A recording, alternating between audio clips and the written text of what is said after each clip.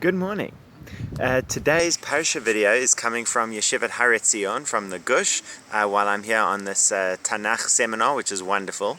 And just looking at the first part of the Parsha of Devarim, it says, Hashem says to the Jewish people, Rav lachem shevet bahar hazeh. It is a lot for you sitting on this mountain. This is looking back to when the Jewish people camped around Mount Sinai, and Hashem says, it is a lot for you sitting around this mountain. Get up, you need to go towards the land of Israel. And it's interesting, as I was looking at this, Rashi says, Rav lachem, it's a lot for you. Rashi says this means you have so much, you've taken so much from this. It's an expression of encouragement. You've gained so much from being around this mountain. It's been so wonderful for you, and now it's time for the next stage of your journey. It's a very affirming kind of thing that Hashem is saying to them according to Rashi. However, I was thinking to myself, the other two times that we have this expression, Rav lach, it's a lot for you, it's not necessarily so encouraging. I'll show you what I mean.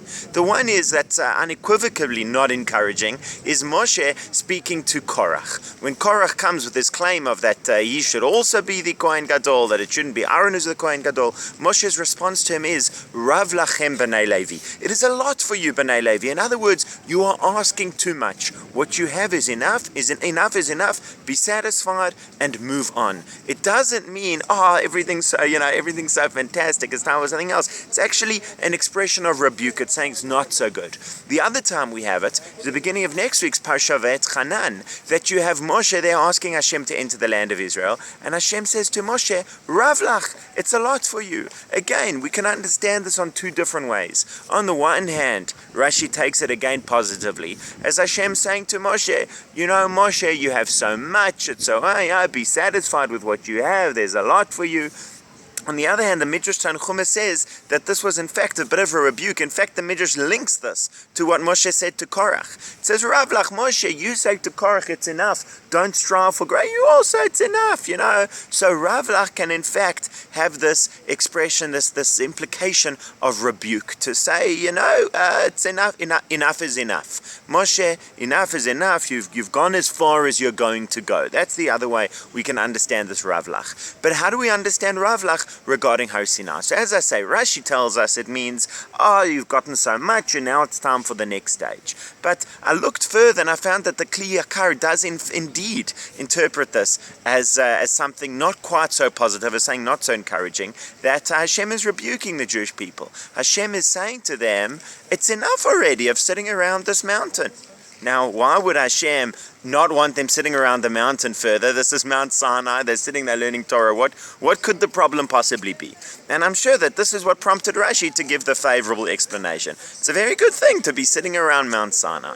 But the Kli Yakar says, you are sitting here without any intention to move on.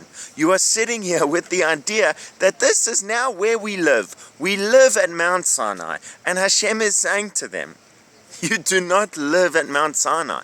Mount Sinai has been the place where you have received the Torah. But Rav lach, it's enough already. Now it's time to move to Israel. That's the goal. You're sitting here around Mount Sinai pretending like this is where your destiny is. This is not where your destiny is. Your destiny is in the land of Israel.